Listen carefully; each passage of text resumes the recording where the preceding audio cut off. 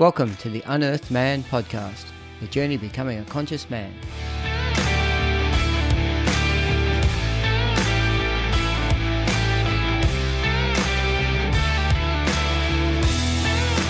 Hey all, Stephen here, and welcome to episode 67 of the Unearthed Man podcast.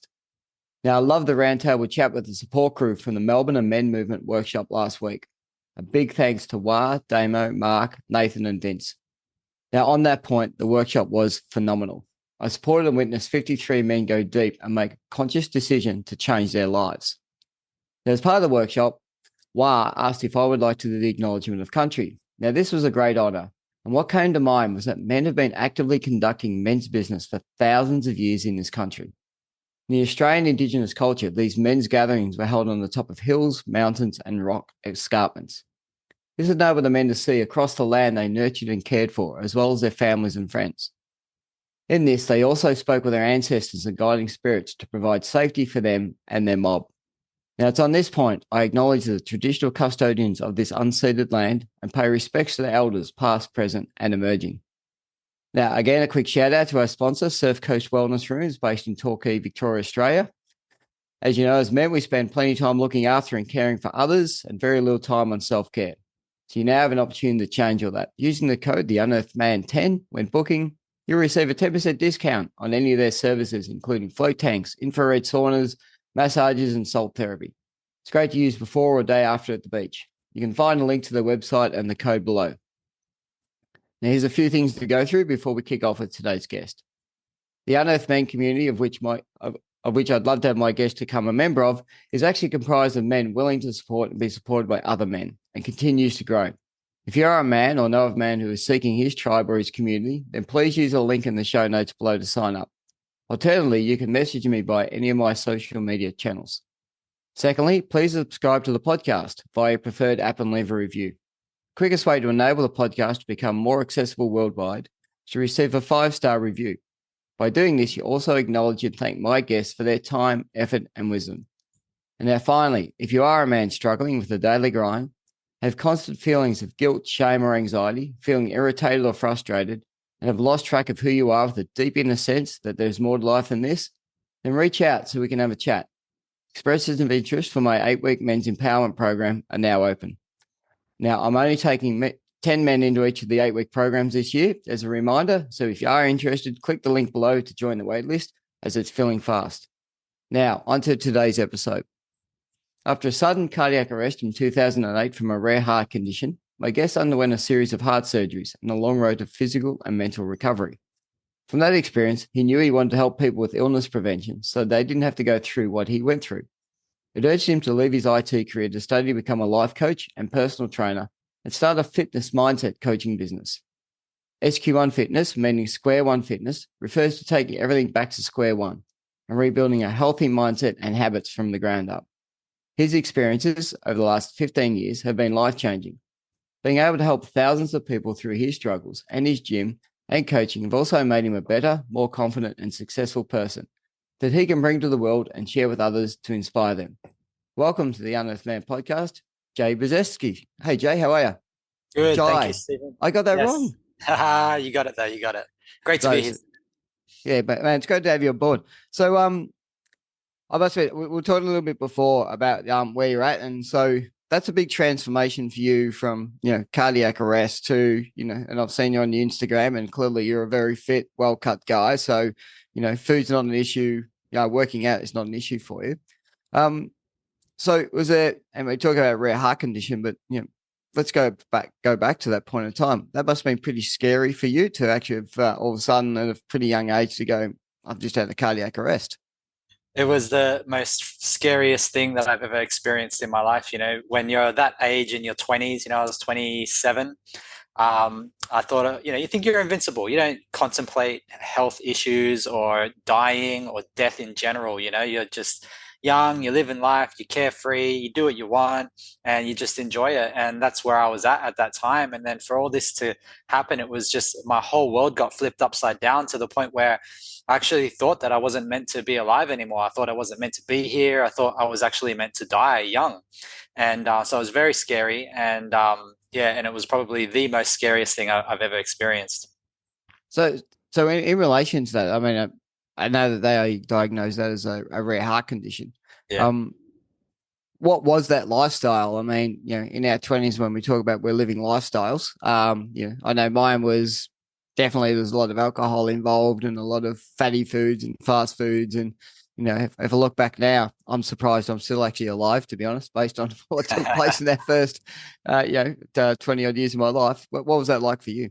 Yeah, 100%. Like, so the guy you see on Instagram isn't the guy that I was in my 20s. I always liked sport. I always played basketball and I enjoyed that. But for me, alcohol was a big thing, drugs was a big thing, and just that undisciplined lifestyle. I liked going to the gym and lifting weights and stuff, but I wasn't doing it properly. I was just, stuffing around, having a bit of fun, and but the majority of my weekends were filled with going out and partying, and I'd chase every big night with McDonald's and junk food to try and make myself feel better to get through my hangovers, and then I'd feel like shit on Monday having to go to work with no energy, not bringing the right frequency and vibration to my workplace, and basically everything in my life suffered over that time when I look back on it. And I was just chasing that following weekend so that I could get up into a high level of joy again, but it was always through external stimulants. It was always through taking drugs and drinking a lot of alcohol, and it just didn't serve me. And then eventually it all kind of caught up with me, I guess. Yeah, the old toxic cocktail can be quite challenging when you're actually mixing alcohol, drugs, and all the chemicals and shit that's in the fast foods and everything else. And we'll get into that as we go through into the podcast. But so let's take back, because one thing that you've just alluded to then is, there's the, hey, I need to get to the weekend and find the joy and find the hit and get back up going again, which is all about externalization. So I know that, you've done a lot of work in the men's space and a lot of work with people about, where that's coming from. So on reflection, and you look back through, your growing up and everything else, what have you looked at why you felt that you were out chasing, chasing the hit, chasing the what I call is escapism. I've moved away from the word addiction, to be honest. I don't like that word anymore. Mm. What I do is I talk more about emotional escapism, Yes. emotional distraction. Yes. Because what we really want to do is don't want to sit with what's deep with us. We want to actually remove that and try to find something to mask it for us. So was there something for you as you were growing up that actually resulted in, you wanting to chase something? Yeah, I just think I didn't have the insight at that young age. I think, we're not fully developed at that time. Our minds aren't fully there. And there's, the schooling system's shit. There's no real true guidance where someone can take you through the stages of life to become a man. And I think that's a big issue that we have today where, back in the day, there was always a rite of passage, where they would be initiated into manhood in the old traditional tribes and cultures. And we don't have that anymore. So, growing up, I was born in 1980. So, by the time I was, 17, 18, we're talking like 1997, 1998, technology's starting to come in. The world's changing really fast. And the older generations, like our parents and grandparents, didn't know this new world that was coming in. And it was coming so fast that, the guidance that they were able to provide was from an older world and an older way of life that we were just completely turning our back on.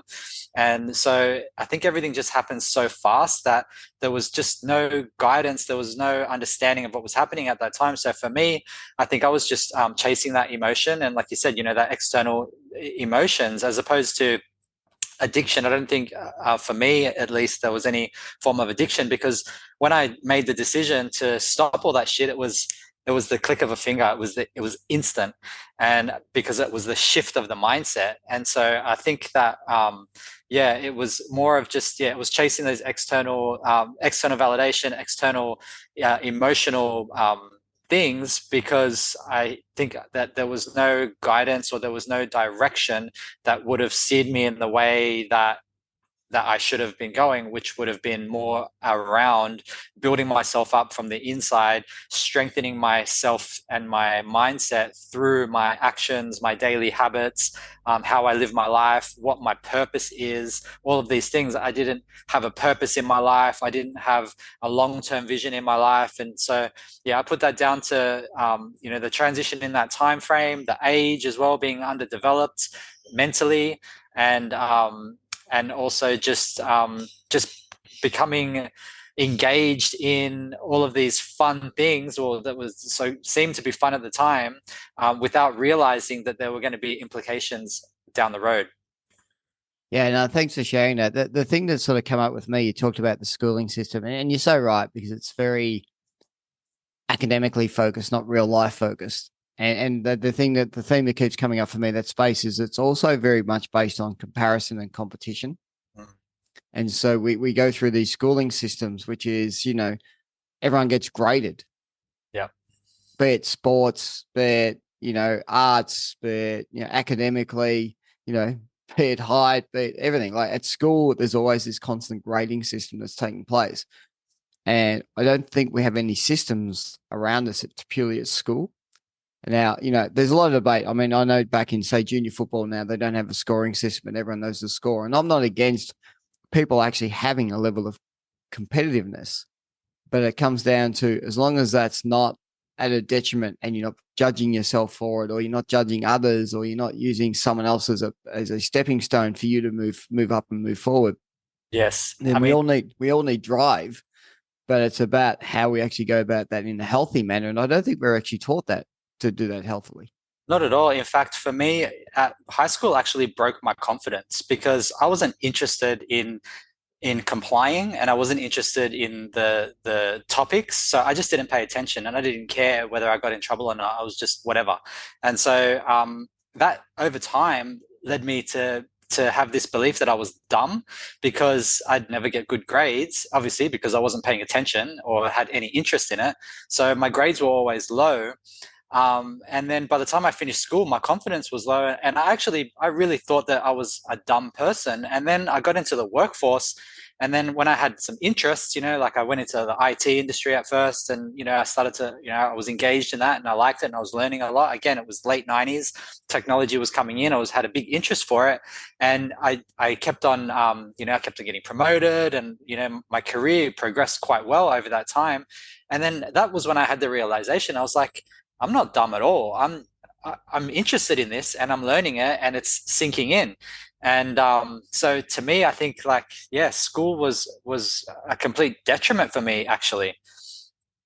Yeah, and that can be really challenging because, again, when we look at school, it's been a long time since I've been in schools, and it may have changed, although I doubt a lot. But we talk about counselling services or career services, but we don't actually have, again, for me, that support mechanism, which is, I know that you're now in the world of life coaching and coaching people, and I'm in a similar position.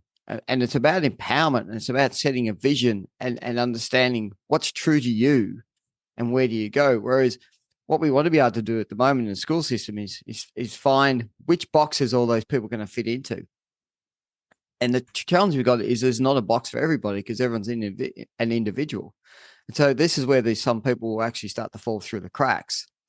And so if you are a young guy out there, or if you are listening to this and you're in your uni or you just started your job and you're going, I'm feeling really lost. I really don't know where I exist. The thing is, you're not lost. The system just didn't support you as to where you are. As Jai said, you're still a smart, intelligent person, but you just could be, I think I love it one day that if you judged all animals by their ability to climb a tree, a fish is going to be useless. Yeah. Right. Yeah. because if we're measuring against, what are we measuring everyone against? And I think that's the thing about, just for people to understand, is that, we don't have to always go down this, finish secondary school, go to university, go and get the corporate job, or, then go down the VCAL path and go become an apprentice and go and be a trade. It seems to be there's the two paths people put out in front of us. And that just doesn't seem to be, for me, it's just not the real world we live in. That's right. I agree. And I think that everybody has their zone of genius, and it's about tapping into that and acknowledging what that is. So if you're in a career, if you're studying at TAFE or uni or whatever, and you're not liking it, then it's probably not your zone of genius. If you're finding it hard to absorb that information, to learn, and you're not getting through the exams, either you're not applying yourself, but you're possibly not applying yourself as well because it isn't a deep interest and passion to you. So you have to really go inside and ask yourself, what is it that you are engaged with? What is it that you find really easy to learn and absorb, and you'll find that that's most likely going to be your zone of genius, and that's kind of the gives you the direction of the path that you should most likely follow. Yeah, I definitely agree. Not going to go detail on here, but there's a thing called My Human Design, which I love. There's different types of that, but yeah, jumping on looking at something like that, it's amazing when you look at some of those design elements from a human perspective, and you go, "Oh my God, that is so me," or a Yeah. numerology, or some of these more ancient Mm. traditions that have been out there and they've been tried and tested for thousands of years, as opposed to our education system that's been kicked off Couple since of hundred. the Yeah. industrial revolution, so we can get everyone working 9 to 5. I Yep. just want to go back to just pre the your transformation around 2008. What was your friends group? Because often, I'm intrigued on this because I'm going to make an assumption: the people you hang out with today are probably not the people you used to hang out with up until those early 20s when you're actually out partying on. So, what was that like for you? Was it because they helped support the party life and the food life and everything else? And was that challenging for you, to do that transition away from that group of friends to where you've got to? Yes and no. It was definitely a transition. I had a very fixed mindset, so I didn't really care whether or not there was going to be issues with that or not. But a big part of the community for me at that time was the my work friends, and we would all go out and party a lot, and that was the group of people that would, we'd go out, we'd drink, and we'd bitch about work. And so there was there was a lot of negativity there. It was a lot of fun as well. So there was a mixed bag there. And then, there was my other group of friends that just loved taking drugs. And, so I had like little cliques, I had my drug crew, I had my work crew that were big time drinkers, and then I had other groups of friends that, basically everybody loved to consume alcohol. Alcohol is the only drug where you get questioned for when you don't have it, and it's very interesting mindset. So yeah, and now I live in isolation now. My wife and I, we've left Sydney, where all of our friends and family are. We live up in the north coast of New South Wales, and we're in isolation. And now the people that I spend most of my time with are my clients, online, and they're the people that want to be engaged in the healthy lifestyle and empowering themselves. So I get the most out of my spending time with my clients at this point in my life, because they keep me honest, and I keep them honest. Yeah, no, I love that, because I think that's the biggest challenge sometimes that um someone put it to me once, and I really love this, is that you'll hang around with people who support the mindset you've got and support the lifestyle that you want to chase. So if Yeah, you want to be a party person, you'll go and find those friends. yeah, Questionably, they're not your friends. All you've done is found someone who will easily support the thing that you want to actually go and do, whether it be drugs and alcohol and everything else. So yeah. let's flip to 2008. Uh, like, just walk us through what took place. So all of a sudden, you're partying and everything happens, and then you have this event. Well, yeah. So it was my friend's birthday the night before, and we'd gotten drunk and had a massive night. So I'm hungover. It's a Sunday morning, and then I've got my other group of friends, my basketball friends. So I go and meet my basketball friends at 9 a.m. for, just a fun muck around, a couple of hours of basketball. And we're playing basketball, and this is when it all kicked off. So I think my body was under a lot of pressure because I was dehydrated and I just beat myself down the night before, had a late night, etc. And then now I'm out here on the basketball court pushing myself. I'm a competitive person, so I don't like to lose when I'm playing sports. So I'm going for it like I always do, and pushing the limits. And then next thing you know, my heart rate just goes through the roof and starts, beating irregularly and through the roof. So we finish up, I pull out, I'm like, I'm done, guys. I've done a good hour and a half or whatever it is. And then I'm not calming down. I'm still sweating, and time is going on. Hours are going on, actually. So then I take myself home, have a shower, have some food, relax. I'm still sweating. My heart rate is still high, and it's going like I'd get 6 rapid beats, and then there'd be like a split second pause, and then 4 rapid beats, and then a split second pause, and then 3 rapid beats, and then 8 rapid beats, and it was just wild. And I knew there was something wrong, and I was just trying to meditate myself through it, and just try and breathe through it and just reset myself. And nothing that I could do would help. So about 7 hours had gone by, and then I'd gone to my brother's place, and we were having dinner with the family.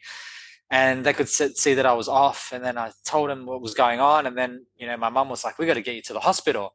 And then I was resistant at first. I didn't want to go. And then she was persistent. I was resistant. So I ended up going. And as soon as I got there, they're like, this guy's like high as a kite. He's had some drugs, he's had a bad reaction. And they're like, what have you had? And I'm like, actually, I haven't had anything. And they're like, okay. And then so they put me into ICU and they're just monitoring me and nothing's changing for me. I'm feeling worse and worse. Now I'm in a hospital feeling anxiety on top of everything else. And they're not doing shit. And I'm starting to get agitated, anxious, the whole bit. And so I call them out. I'm like, hey, what are you guys going to do to help me? And they're like, look, we can't help you unless you tell us what you've had. And then I'm like, I haven't had anything. We went through the whole thing again. Then they asked my family to leave the room. So they asked my family to leave. Then they come back in. They're like, look, your family's not here now. You can tell us the truth. What have you had? And I told them again, haven't had anything, clean. And so they eventually believed me. They're like, all right, this guy's got something weird going on with him. And, he hasn't had any drugs. We believe him now. And so then they said to me, look, we can give you this drug, intravenous, give you a needle and it will stop your heart, but then your brain will instantly start your heart. And it's like for people that have an arrhythmia issue and it just kind of resets your heart. And then I said, I don't even know what you're talking about right now. Just, I need you to help me. And they're like, well, we need your permission to do that. And I'm like, do what you think is going to help me. So they're like, okay, we're going to do this. So they give me this drug and it didn't work. I had an adverse reaction to it. I dropped straight into a coma, a non-responsive coma. So I wasn't even breathing for myself. I had a ventilator in my throat. And that was the last thing I remember. So I'm in this coma for 8 minutes. Meanwhile, my heart rate is just climbing and climbing and climbing. After 8 minutes, I go into a cardiac arrest and flatline, clinically dead, 3 minutes. Over that 3 minutes, they tried to defibrillate me with the paddles and it didn't work. And then they went in for the second time, defibrillated me, and then it worked. And so when they gave me that shock, I jumped up out of the bed, literally like jumped up. And all I could think of was, or what I felt was as though I was just projectile vomiting everywhere because I didn't realize that I had a ventilator in my throat. So, and I don't remember pulling it out, but my instinct just took over and I just grabbed this thing and I just ripped it out. And they just lost it because that's, a very dangerous thing to do. You can tear your trachea, all this mess. So that became their biggest concern at that point. So then they pushed me back down onto the bed. They got the x-ray blanket, put it on my chest, start x-raying my chest to make sure that I haven't torn myself open on the inside. And thankfully I hadn't. And then I remember in that instant, as soon as they threw that blanket over me, I knew that I was fine because the first thing I checked in with myself, I asked myself the question is my heart doing that weird thing? And it wasn't, and it just felt normal. And then so I just got an instant sense of relief, and I just knew, from the inside that I was fine at that point. And I was like, thank God that shit's over. So then I just let them do their thing. They x-rayed me. They said, you're okay. And then they put the oxygen mask on me and they left me there for observation overnight. I was extremely tired, the most tired I've ever been. I could barely even open my eyelids. My family came back in and, they were trying to talk to me and are you okay and that? And I'm like, yeah, I'm okay. But like my words were slow and I was just like, I'm very, very tired. And they're like, it's okay, it's okay. So anyway, I stay there overnight, have the best sleep of my life. I wake up the next morning. It's like 6 or 7 o'clock in the morning. I see a nurse walking down. I feel like 1,000,000%. I feel like the best I've ever felt. And I want to get out of there. It's Monday morning. I want to go to work. So I flag down one of the nurses that walked by. I'm like, hey, get me out of here. I'm ready to go home. And then she laughed at me and she's like, not a chance, buddy. She's like, do you know what happened to you last night? And then at that point, like I hadn't really remembered what it all occurred and nobody had told me. So I said no. And then she filled me in and then I was just blown away at what she was telling me. And then she's like, look, we need to keep you here for observation to figure out what went wrong in case that happens again. I was like, okay. So I'm just relaxing, bored as hell, just chilling out in the hospital, feeling 100%, feeling like I shouldn't be there. And they kept me there for 5 days to observe me, taking my blood every day, putting the ECG on me, a couple of times a day, all this stuff. And and then over that time, all the memories started to come in, and then I started to remember what happened. And then I remember, assuming it was the time when I was clinically dead for 3 minutes, I recall floating above my body. behind and above, and I was looking down at my body, but I wasn't emotional or scared or in fear or anything. I was just in a place of pure observation. I was just observing the situation. I wasn't giving it any meaning. I knew it was me, but I wasn't like, oh, help me, or I wasn't doing anything like that. And I couldn't hear anything. It was just a vision, and it was just observation. And then I started to hear somebody calling my name, but it was clear, and it was soft volume, and I could just hear it very faintly, just Jai, Jai, like that. And then all of a sudden, my focus started to go towards what's calling me, who's calling me, where's that coming from. So as I started to tune into it, it started to get louder and louder, and maybe every 3 or 4 seconds I'd hear my name. And it was kind of like if you imagine going underwater in a swimming pool and then trying to listen what was going on outside of the swimming pool. Mm-hmm. So it's kind of like faded and whatnot. But this voice calling my name was clear. So I'm tuning in. I'm like, all right, I need to know what that is. And that was all I cared about in that moment. So I'm listening. It's getting louder, louder, louder. And then just crack, I jumped back into my body. So that must have been the time where they defibrillated me, and then I'd come back. So I actually don't know whether, this was like the calling to, move on to the, down the white tunnel or whatever, or if it was the people in the room saying, come on, Jai, you're going to be okay. Or I have no idea to this day. But it was a very trippy experience. And ever since that time, since I came out of that, I've just been, I've had a lot more empathy. I've had a lot more compassion. I've had a lot more, I guess, like just appreciation for life. And I think it made me a much better person. And it also enhanced my intuition. I didn't really tap into my intuition prior to that. I was more like second guessing everything, questioning myself, doubting everything. Whereas since that moment, everything was just like a knowing. So whenever I've made big decisions in my life, which I've made many over that time, since that time, it's just been an instant decision without thought, knowing that it's right. And I don't question it anymore. And it always ends up being right. So there's some of the key things that it's changed over that time. And it's definitely improved my life significantly. Wow. That's what an amazing event that took place. Yeah. It's and it's I know I've heard of people sort of saying that when they've had those near death experiences, people talk about that, yes, they were able to see and witness, and they were above their body and they could see clearly about everything that was going on.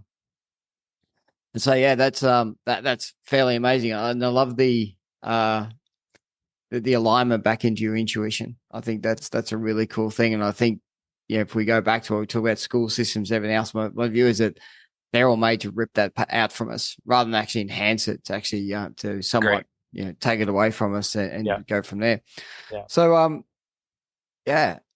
So just so after the 5 days of in hospital, so was there also some clarity about, right, this is now what I want to do, this is where I want to head, this is where I want to go? Like, was that part of that experience as well for you? It was, because after they realized what was going on with me, they said, look, you got this rare heart condition. There's two options. You can either be on medication for your life, or you can have heart surgery. And I opted for the heart surgery because I didn't want to be on crappy pharmaceutical bullshit meds. And they said, if we have the surgery, it will be done and dusted. You don't have to take meds. You'll be fine. We'll actually, make you perfect. And I was like, yeah, that's definitely a better option. And even though it was very, very frightening to go through heart surgery, but so I'm up in the cardiac ward, and everyone's waiting, to go in for surgeries and stuff. And I'm in this room with about 8 other guys, and they're all in their 50s to 60s, and they're all obese. They all look terrible. Like they haven't taken care of themselves their entire lives. And they're going in for heavy, heavy stuff like quadruple bypasses, heart transplants, like proper, hardcore stuff.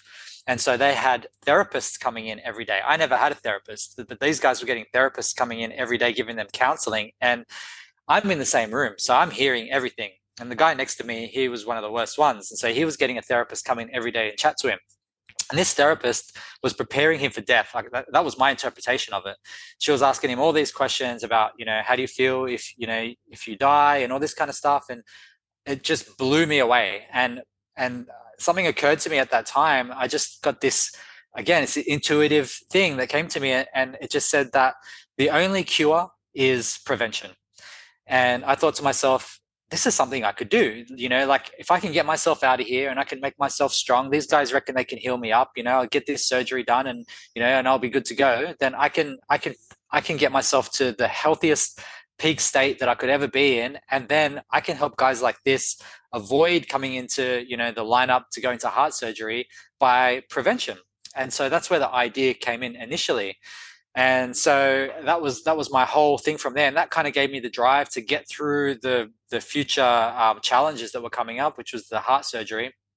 And so when I got through that, so I'd done the heart surgery, and then I had about a 3-month recovery, and it was a physical recovery, and it was also a mental and psychological recovery as well, with the trauma of it all and everything. And I was scared to get my heart rate up. I couldn't exercise at all.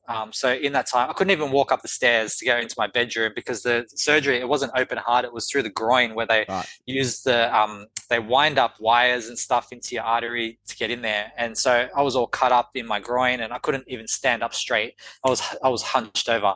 So couldn't walk, couldn't do anything physically. Emotionally, I'm basically traumatized from everything that had happened. Every time my heart did a little flutter, I thought that it's back.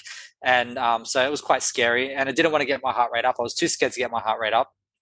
And so anyway, 3 months went by, and they're like, you can start to go back to work now. So I went back to work. It was a Friday. I go back to work, and I thought I'll start on a Friday, ease my way into it, go to work. I didn't really do anything, walked around, chatted to everybody, told my story to everybody, and all that. And then I come home that afternoon, phone call from the surgeon, and he's like, we've been monitoring your ECG records, and we feel like we haven't fixed the problem, and we need to go in and do the surgery again. And that was my lowest point, the lowest point that I've ever been at, because I was like, damn, I thought I got through this shit. So I said to him, look, if you think that we need to do it, then I'm going to take your word. He's like, look, if you hadn't gone through all those experiences where you had the cardiac arrest and the coma and everything, he's like, maybe I would keep monitoring you and take the chance. He goes, but I just don't think it's worth it for you to have to go through all that again. And I agreed. And so I said, look, you got to book me in ASAP though. Like, can we go tomorrow? Like, let's get it done. And he's like, I can do it in 7 days. So I said, okay, book me in. So then I went to my family. I told them what was happening, and I said, look, I don't want to talk about this. This is just going to play on my mind, and it's just going to put fear into me. I've booked in, I've committed to doing it. I don't want to think about it now, because I just don't want that fear to come up and just be stressing about it for a whole week. I just want to get it done, but I don't ask me about it. Don't bring the topic up. Let's just pretend like it doesn't exist, and we'll just get through it. And they're like, yep, 100% support. So I went upstairs, jumped in the shower, and it just poured out of me. All my emotions poured out of me. I was crying in there. I must have been in there. I'm a 2-minute shower guy. I must have been in there for about 15 minutes, crying. Why me? I'm going to die. I'm not meant to be alive. What's this keep on coming back to me for? I really thought at that moment that I was just not meant to be alive. And so it was just complete defeated. And I said to myself while I was in the shower, I'm like, I can't do this. This is bullshit. So I said to myself, as soon as I turn this shower off, the emotions stop. And that's that. I've made the commitment, and I have to use the courage, and I have to just, be a fucking man basically, and just step up to the situation that's been given to me, and I have to get through it with no emotion. So I stayed in the shower for a couple more minutes, kept crying it out. And then I put my hands on the shower tap, and I just remember I took a couple of deep breaths, and I'm like, you ready to fucking cut it off? And then said to myself, yep, turned it off, and then it was just boom, off. So I got out of the shower, and I was like, that's it, not thinking about it anymore. So I just started thinking about, okay, what am I going to eat? What am I going to wear? What am I going to do today? This and that. And I went through that 7 days. So proud of myself, actually. I was actually shocked at the way I felt from the conversation that I had on the phone with him versus how the week went. It was amazing. Even going into the drive to the hospital to go into the surgery on the day, I was like, I'm not even thinking about it. I'm just not going to think about it. It's just a routine thing. It's like just going to work or going to the gym or doing something, right? And so I went in there, did it, lie down in the bed, getting me ready, blah, blah, blah, blah. Surgeon comes over, and then he's like, there's complications. I'm like, don't even go there, man. Like he's like, okay, we'll sign here. And then so I signed it off, got in there, got it done, got through that whole process, and came out of it. I remember waking up out of my Anesthesia. Yep. anesthesia, and I had a lady next to me, and she's like, "You're good. You're sorted. We're sweet. Everything's done. 100% fixed. No problem. You're good to go." And then I was just like, "Yes, it worked. I'm done. I never have to deal with this shit again." Had another 3 month recovery. And then went back to see the cardiologist the final time, and he stress tested me. And that's when that was the last kind of fear that I had about it, because I still hadn't gotten my heart rate up. And so I had a fear around getting the heart rate up and if it was going to happen again. And I'd spoken to him about it. And then he said to me, "Look," he's like, "if anything is going to happen to you, you want it to happen right in front of me, because I will save your life. I guarantee you." Yep. And I was like, "Okay, all right, let's try and break it then." So I went in there and got on that treadmill, had the ECGs all strapped up and everything. And I was just saying to the lady, I'm like, "Crank it, crank it, crank it, crank it." I was running so fast, literally full, as fast as I could possibly run. My heart rate was pounding through the roof, felt normal. Everything felt great. Jumped off the treadmill after about 6 minutes or so. And she's like, "Sweet, we got what we need." And then, my heart rate came down like normal.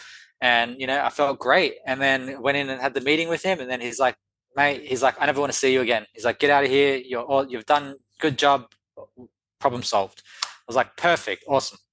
So and then I walked out of there with so much confidence, and I was like, "Right, now it's time to get to work. Now it's time to build myself up." And all of the research that I'd done around building my heart health and cardio health and overall fitness came back to running. So I'd signed myself up for a half marathon. The only time I'd ever run was chasing a ball in sport. Yep. Signed myself up for a half marathon. It was 3 months out. So that encouraged me to wake up every morning at 6 o'clock and go and run. I had shin splints, I had sore ankles, sore feet, sore knees, sore hips. Like, it was terrible. But every morning I just got up and I did it. And I ran that half marathon, and then just my confidence was through the roof. And that's when I was like, okay, now it's time to actually make this a career and become a personal trainer and start helping people. And that's when I just flicked the job. I was like, quit, done. And it was one of those intuitive moments. I didn't care. I didn't care that I had no money to go to. I didn't care that I had no experience in the fitness industry or in business or anything. It was just an intuitive moment. I was like, this is what I have to do. This is my purpose. This is where I'm at. This is what's happening. And it just happened. And all the people around me thought I was crazy. People couldn't understand me. They didn't know why I was giving up my great career, which I didn't like anyway. And I didn't care. I wasn't filtering in anything that went against what my intuition told me to do. And I just became really good at filtering out any negativity or anything that was going against what I wanted to do. I just filtered it out. I'm like, okay, that's your perspective, but I don't care. I'm doing my thing. And I've been like that ever since. And ever since I've done that, it's been a beneficial thing for me. And in that time, like, I've literally helped thousands of people change their lives through just prevention, just getting healthy, understanding diet and nutrition, understanding how you have to exercise, regularly, getting that mindset right, that you have the power over it. You don't have to rely on pharmaceutical meds or, going to the doctor every time you got the sniffles. I haven't been sick actually since 2016 when I was in Mexico drinking wine and traveling all around South America, burning the candle. I got a flu, which I got over in about 5 days anyway. But that is literally the last time that I've had even as much as the sniffles. And, I don't go for the jab. I don't go for any of that stuff. I don't listen to the government about any of that stuff. I just do my own thing. I have trust in my health, and I have trust in my routine, and I have trust in my immune system, and, lived through a pandemic, never got COVID, never had an issue, nothing. So it just goes to show you, the mindset, it goes a long way. Yeah, absolutely. That there's the power of the mind is huge, and it's completely untapped in my perspective. On two levels, I think how far we can override things in our body and how far we can actually move forward on, but also intuitively, I think there's a whole lot of stuff that we still haven't tapped in of when we bypass the ego part of our mind and actually allow, if you like, the spiritual realms, so the third eyes and the intuition start to really call in and come in. One of the things I talk to the men that I deal with at the moment is just a subtle thing is that we are finite beings, because this human body will disappear on us, but we have infinite possibilities while we're here. And so it's a bit about understanding that, and when I say a finite being, my spirit's not a finite. My actual spirit is infinite and will continue to live forever. But while we're here and having these conversations on this planet, we are finite. We were born and we are going to die. And we don't know what that end date is. So it's like, what are you waiting for? Like, what is that thing that you're waiting for to take place, and get on with it? Like start today and work what you want to actually work your way through. I do want to go back because I was going to actually ask you. There's two things I want to chat to you about. You did go into the fact of how your body enabled you to release that trauma. So you sat in the shower and cried, which is I don't know whether that was an unusual thing for you to have had that happen, because as men, we live in a world of suppression, not expression.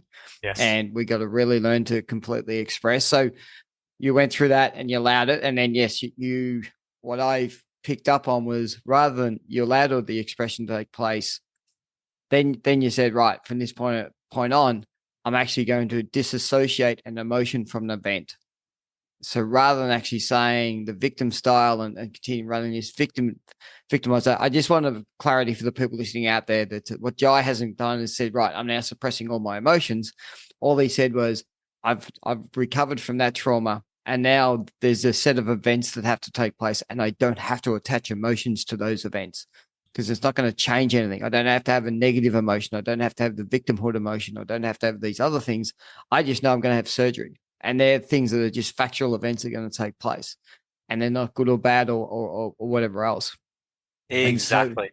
so in relation to that, like, where are you at now as we go through life? Because we still things still happen to us, and we still have to be in a situation to be witness to our emotions and be comfortable with them and allow them to take place, but not necessarily attached to them. Is that something that you've had to work through also to get to where you are today?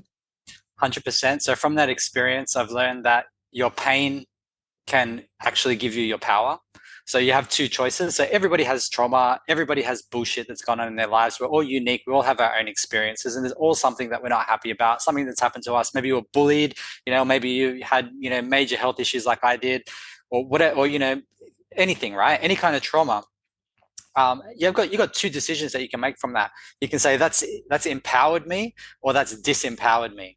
And if you choose to come up with the belief system that it is disempowering for you, then you will be a victim of that. And so you'll stay in that frequency, and everything that will attract in your life will be based on that frequency, which is that defeatist, that victim frequency. So the people you meet, the experiences you have, it will all be of a frequency of being a victim and of that lower vibration.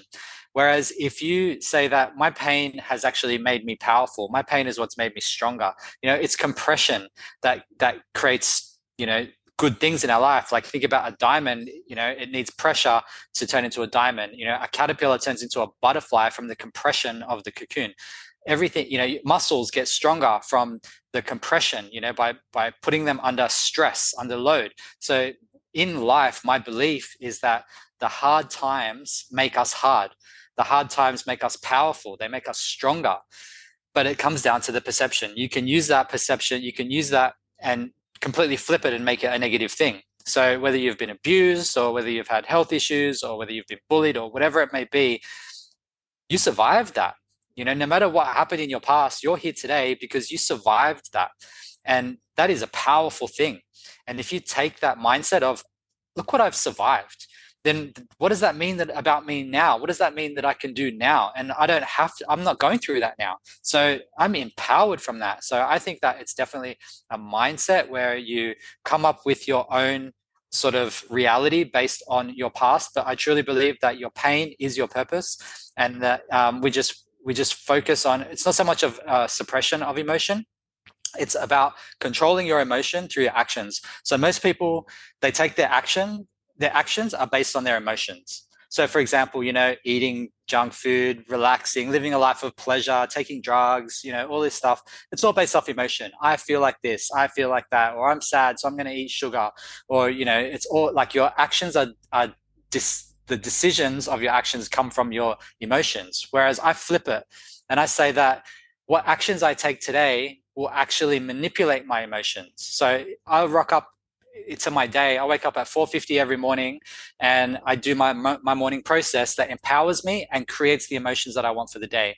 So that includes reading something empowering from a spiritual book or from a personal development book, taking a few passages from a page or something like that, and really just letting that sink in. I don't go and read a whole book. I'll just read like a few pages and look for a piece of gold, a golden nugget, and then I take a photo of that, and then I imprint that in my brain, and that's a focus point. I also write out my affirmations. So, the things that I want to affirm myself as being. And I do a morning pump, not to get muscles and change my body, but to get oxygen into my brain and to make me activated, to rather not to be like walking around with droopy, lazy, tired eyes and I need coffee. It's to wake myself up and just snap myself into a peak state. And then later I'll do my workout as well, which is another part of creating my emotions. So if I wake up feeling tired or feeling grumpy or feeling angry, maybe something happened the day before, maybe I lost a client, or maybe my sales were low in my business, or something happened or whatever, and something that would piss me off, it doesn't matter. I know that that's going to change as soon as I take the right actions. So I got my actions set, I take those actions, and that dictates my emotion. So I think that's a huge one, because most people do the opposite, where their actions come from their emotions, whereas my emotions come from my actions. Yeah, I think that's a really good point. The part on that is sometimes a lot of our emotions are actually from past things that we've never resolved for.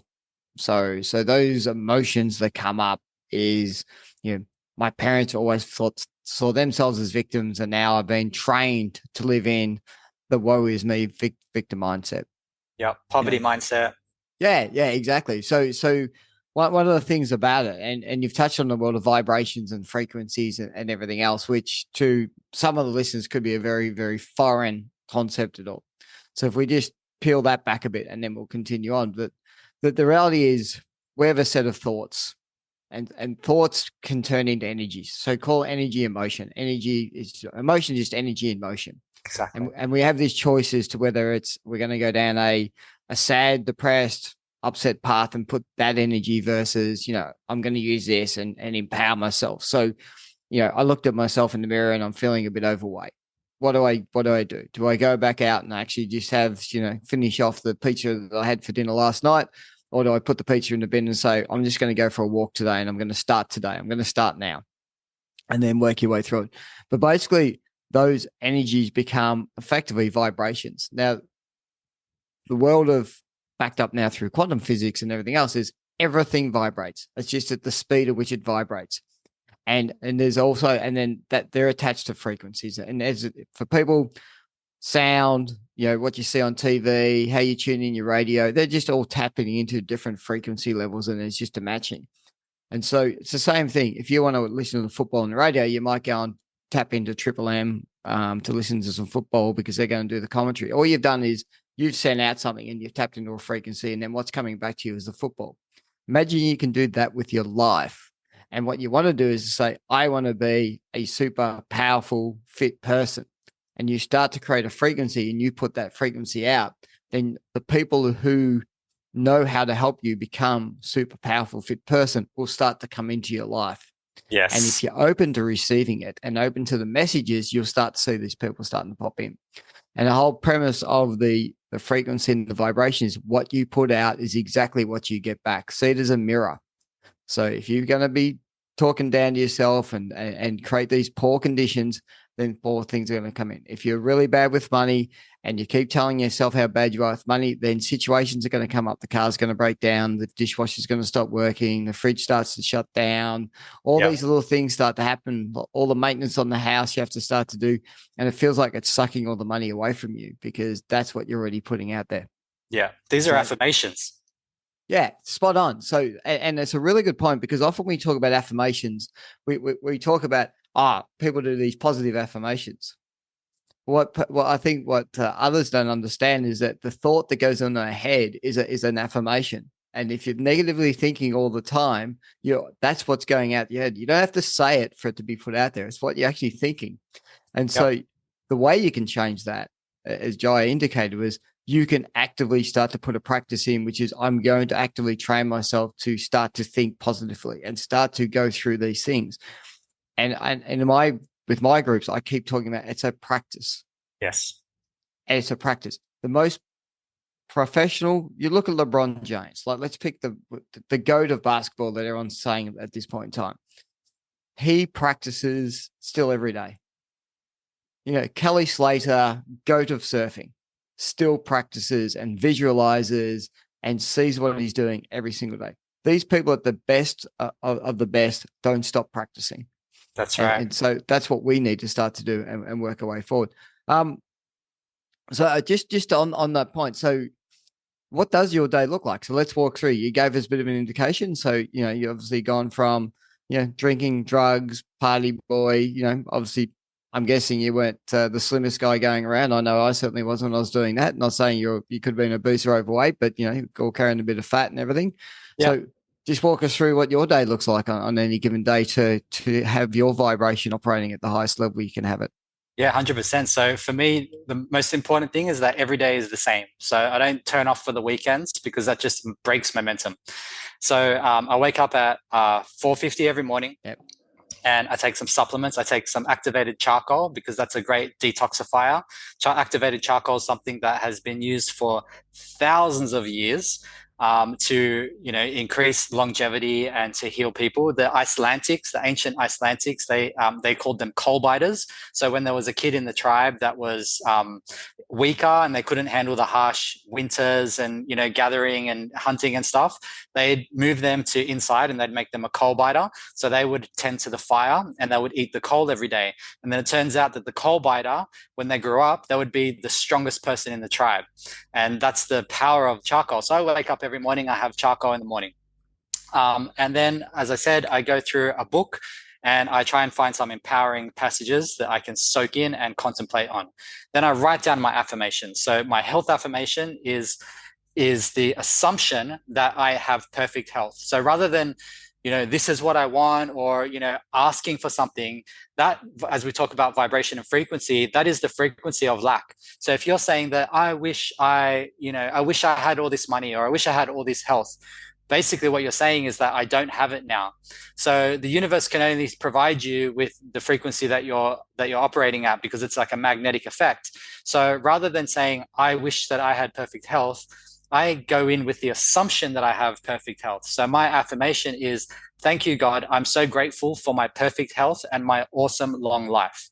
So, and I write that down every day and I say that in my head. So, sometimes like a song comes into your head, something from the radio, and you don't like that song, some crappy pop song. Yep. And so when that happens, I just go back to my affirmation. Thank you, God. I'm so grateful for my healthy body and my awesome long life. When I go for a walk on the beach, thank you, God. I'm so grateful for my healthy body and my awesome long life.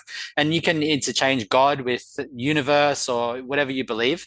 And but it's about the vibration and the frequency of the affirmation. So we have to assume the things that we want, assume that we already have it, and we have to, it's essentially fake it till you make it, because there's this principle called, which you're probably aware of, be, do, have. And it's where, whatever you want to have, you first need to become that person. So a lot of people, they go the opposite way. They go have, do, be. They're like, I want to have that thing first, then I'll do those things, and then I'll be that person once I have that thing. That doesn't work like that. You have to first be the person, even if you don't have it. You have to first be that person. So if you want health, even if you don't feel healthy, you have to be that healthy person, and you have to do the things that healthy person does, and then you will have the things that person has. So be, do, have. And that's the way I live out my day. So I be the person that does the things that will have what I want, even if I don't yet have it. So in my business, in my health, in everything. So so then I'll go into a pump. So I'll just do like just some burpees, usually some burpees or some squats or some push-ups, just a couple of sets, 20 reps, 30 reps, just to shake up, the blood flow. And then I'll plan out my day in my journal. I'll write down all of the clients I need to contact, for my business, and I'll write down the appointments I have and just what I need to do, jump on a podcast, whatever it may be. And I get all that down. So I've got my whole day planned out on one page of paper. And then I go into my workout. So I'll either it'll either be the workout and then I'll go for a walk on the beach. I live across the road from the beach. So it'll be vice versa. So sometimes I'll go for a walk on the beach, shoes off, earthing, connecting with the, with the universe, with the earth, watch the sunrise if it's a nice day, get my feet in the water. And then I'll come back and then I'll go into my workout. And then I'll push myself with heavy weights and challenge myself, make myself get my heart rate up, get the sweat going, really fatigue my muscles as much as I can.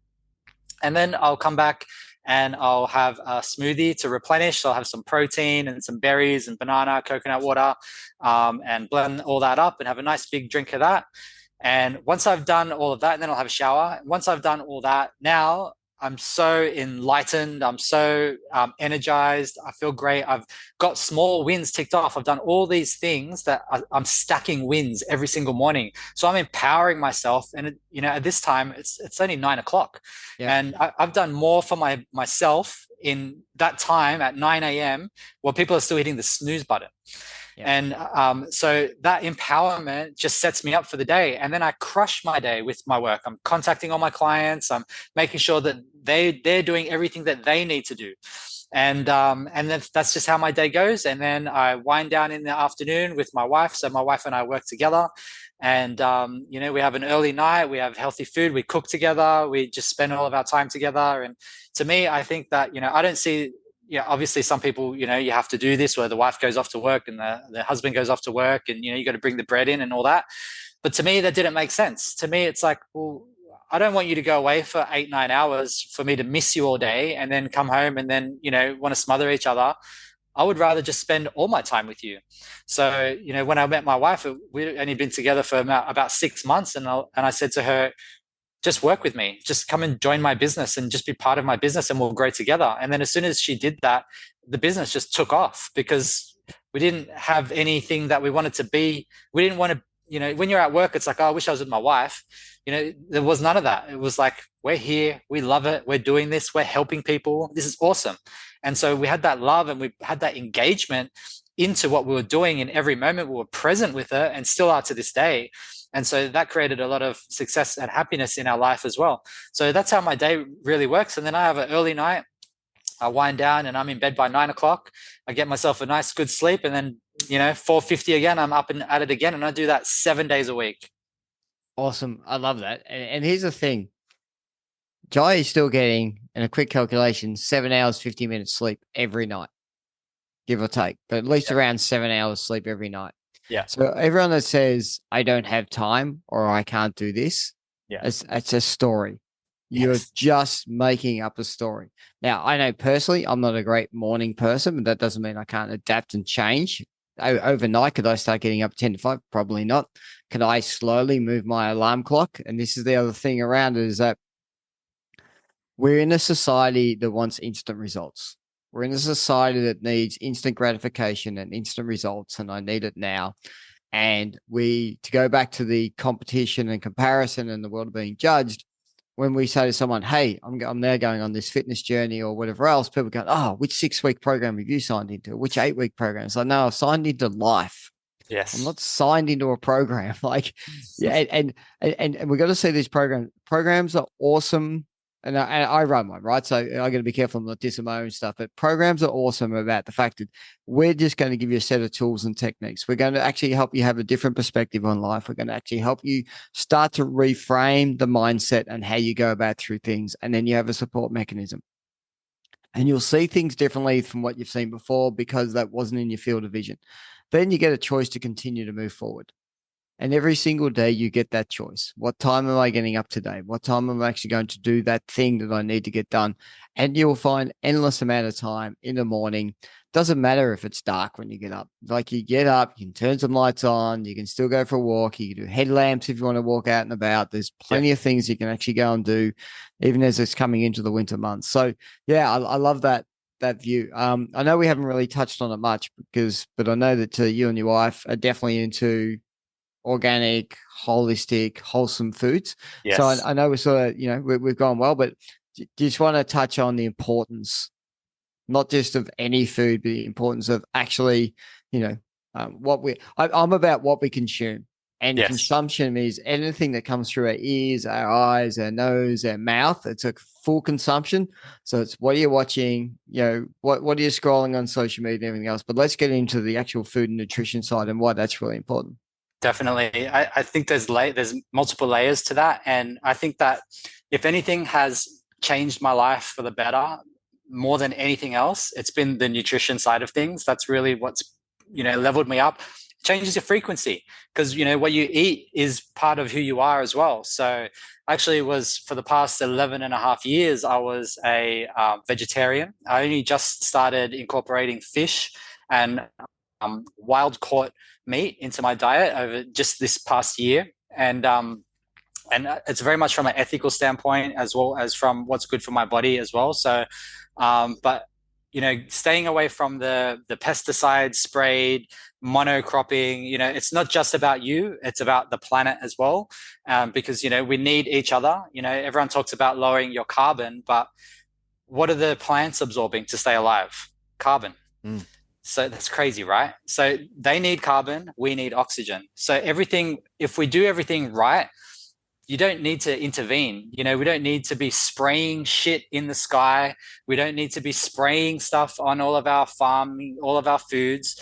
We don't need to be in a science lab creating all these preservatives and coloring and all this shit that goes onto the food. When you go into the supermarket, actually on my Instagram, if you jump on my stories within the next, I guess, 20 hours or so, because I just posted it last night, I'm in Woolworths just trashing all of their products. Basically, I'm walking around talking about the ingredients and just talking about, how it says healthy, green, V8 juice and all this kind of stuff.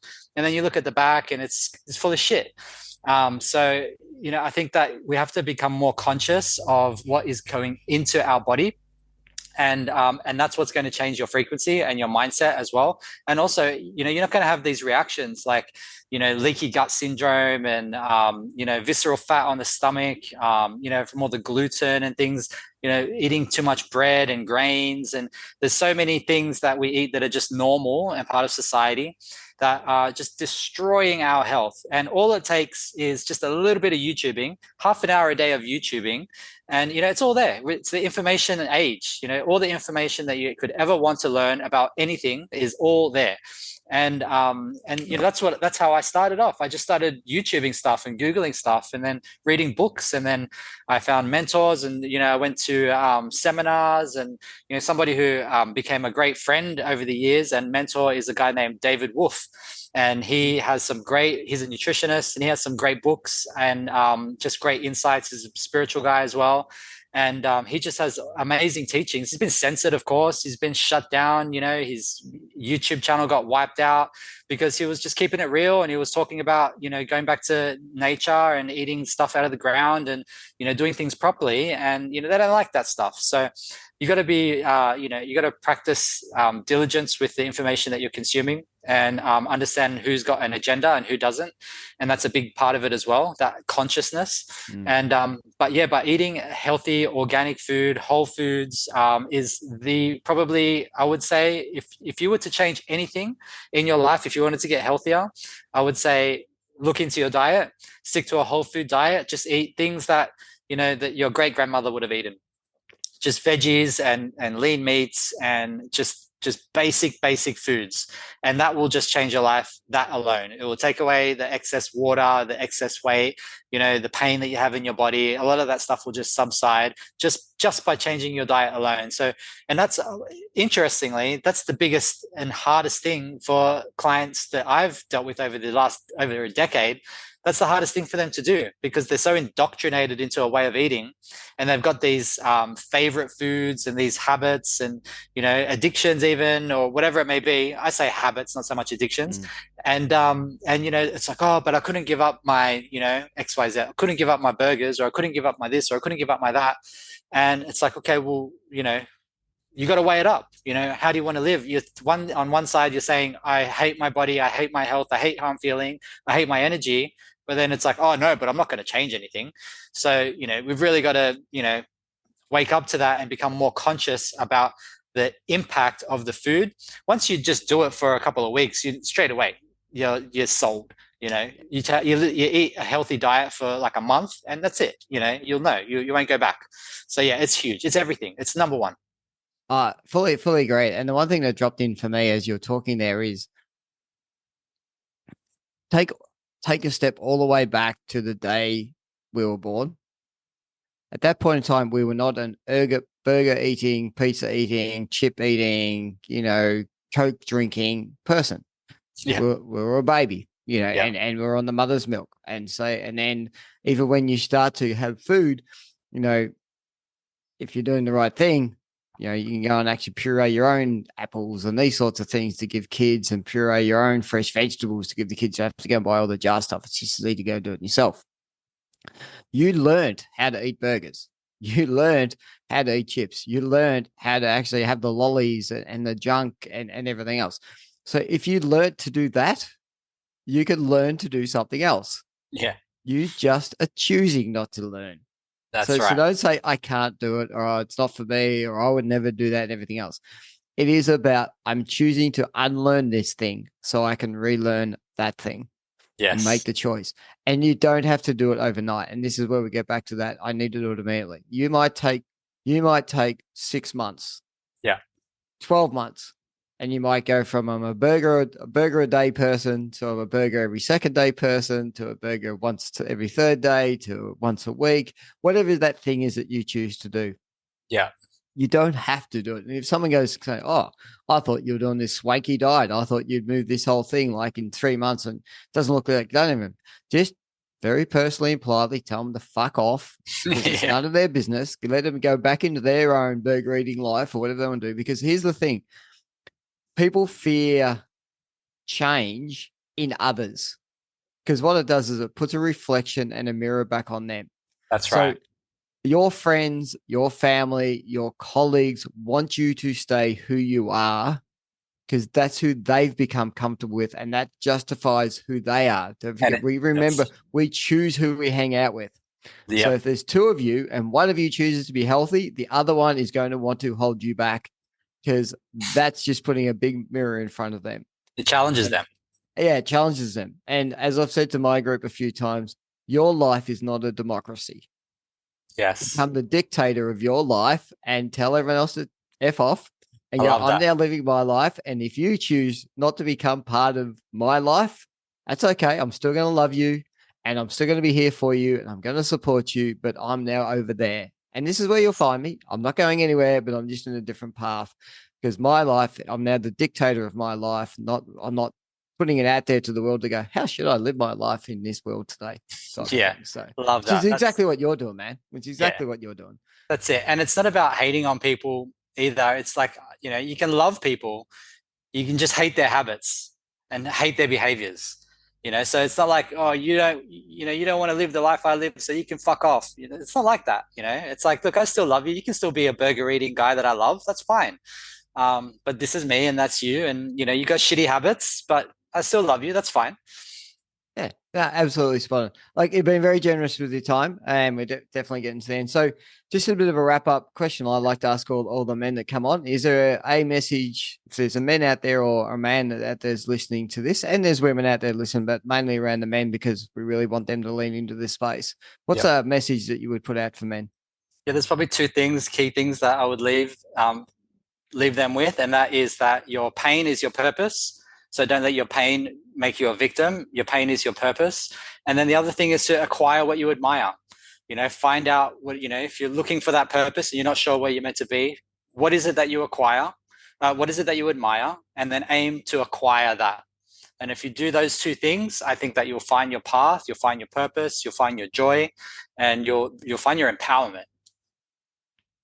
Man, I love that. That's great, both messages. So I really appreciate that. It's really been great chatting with you.